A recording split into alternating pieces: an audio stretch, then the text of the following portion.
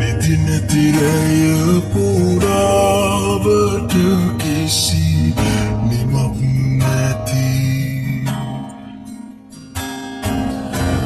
සිතුවිලි සයුරටත් වැඩි මිස කටුක් නැති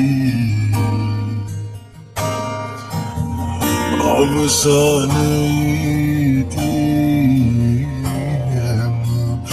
බොඳ මිදුමක්සි ඇතට පාවි පාවි ගිය හැටි මතකයි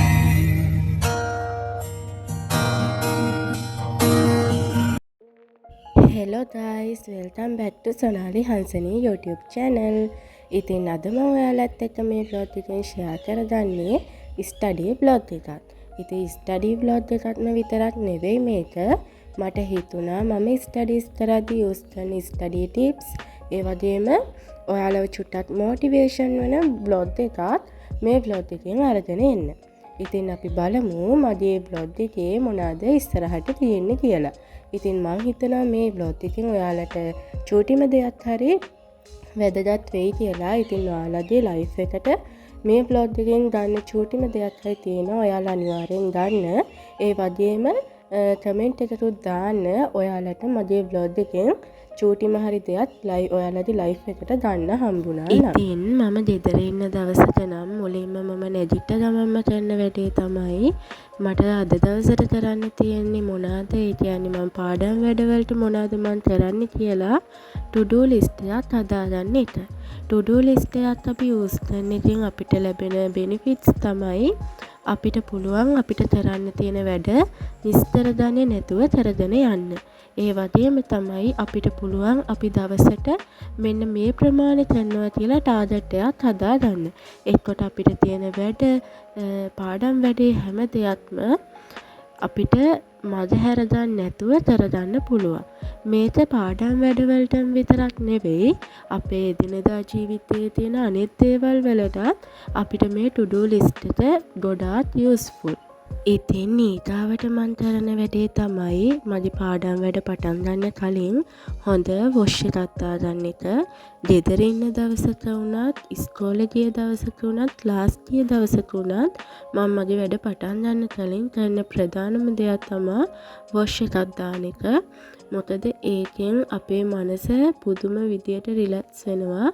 ඊට පස්සේ අපිට අර කරන දේවල් අපිට ආසාවෙන් කරන්න හිතෙනවා. ඉතින් ඔයාලත් ඔයාලගේ පාඩම් වැඩ පටන් ගන්න කලින් ඔයාව ලස්සනට දකින්න. ඔයා කැමති ලස්සන ඇඳුමක් අඳින්න. ඔයා කැමති විදිහට ඔයාගේ කොණ්ඩේ පීර ගන්න.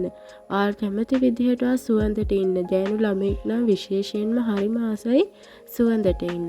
ඉතින් ඔයාව ඔයා මුලින්ම ලස්සනට දකින්න. ඊට පස්සේ ඔයාගේ වැඩ පටන් ගන්න. එතකොට ආසාවෙන් ඔයාගේ වැඩ කරන්න හිතෙනවා. ඉතින් ඒ වගේ අද මට තියෙන වැඩ ටිකක් තමයි මම කරන සබ්ජෙක්ට් තුනේ මට නෝට්ස් වගේක් ලියන්න තියෙනවා. ඒ වගේම මට පාඩම් කරන්න තියෙනවා. ඒ වගේම ෂෝට් නෝට් වගේක් හදාගන්න තියෙනවා. ඉතින් මම අද මගේ සබ්ජෙක්ට් තුනේම වැඩ තියෙනවා. මම ඒ ටික තමයි අද දවස ඇතුළත කරන්න හදන්නේ. ඉතින් තවත් වැදගත්ම දෙයක් තමයි අපි පාඩම් කරනකොට අපිට පාඩම් කරන්න ටයිම් ටේබල් එකක් හදාගන්න ඕනි.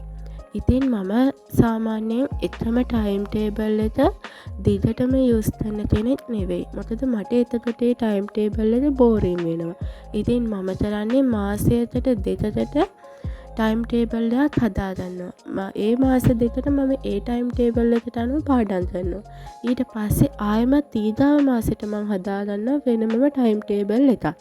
මම එක එක විදිහට තමයි මගේ ටයිම් ටේබල් එක හදාගන්නේ. එකම විදිහට මම ටයිම් ටේබල් එකක් ෆලෝ කරන්නේ නැහැ. එකින් එකට වෙනස් විදිහට තමයි මම කාලෙන් කාලෙට මගේ ටයිම් ටේබල් එක හදාගන්නේ. එක්කොටත් අපිට ඒක පාඩම් කරන්න ආසීත වෙනවා. එහෙම නැතුව අපි එකම ටයිම් ටේබල් එකට හැමදාමත් පාඩම් කළොත් අපිට ඒක එපා වෙනවා. මොකද ඒක ඒකාකාරීනේ. හැමදාම එකම ටයිම් එකේ එකට ඒක අපිට එපා වෙනවා.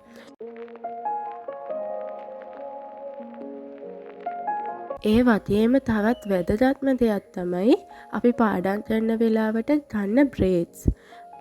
පැයක් පාඩම් කළොත් ඊට පස්සේ අපි පුංචි විනාඩි 10ක 15කවත් බ්‍රේක් එකක් ගන්න ඕනි. හැබැයි මේ බ්‍රේක් එකේදී අපි කරන්න ඕනි ෆෝන් එක ඔබන එකවත් වෙන දෙයක්වත් නෙවෙයි. චුට්ටක් එළියට බහැලා ඇවිදින එක, පරිසරයත් එක්ක ඉන්න එක, අර ගහකොළත් එක්ක ඉන්න එක, අන්න ඒ දේ තමයි අපි ගොඩක් කරන්න ඕනි. අපි පාඩම් කරලා අපි ෆෝන් එක අතර ගත්තොත් ඇත්තට මේකෙන් අපි අර පාඩම් කරපු දේවල් ඔලුවට යන්නේ නැහැ. ඉතින් මේ බ්‍රේක්ස් අපිට අනිවාර්යයෙන්ම වැදගත්. ඉතින් ඔයාලට පාඩම් කරලා ඉවර වුණාම ෆෝන් එක ඔබනව වෙනුවට ඔයාලට පුළුවන් පුංචි නවකතා පොතක් ඒ වගේ තමන්ගේ ජීවිතේට වැදගත් වෙන මොනවාම හරි දෙයක් කියවන්න. ඉතින් කන්දක් නැත්කොත් නේ අපිට පල්ලමක් හම්බෙන්නේ. ඒ වගේම තමයි අපිට මේ ජීවිතේට එන එක්සෑම්. කවුරුත් මාස නැහැනේ විභාග ලියන්න, පාඩම් කරන්න. ඉතින් ඒ වුණාට අපි මේ දේවල් කළොත් තමයි අපිට අපේ ලයිෆ් එකේ හොඳ තැනකට යන්න පුළුවන්.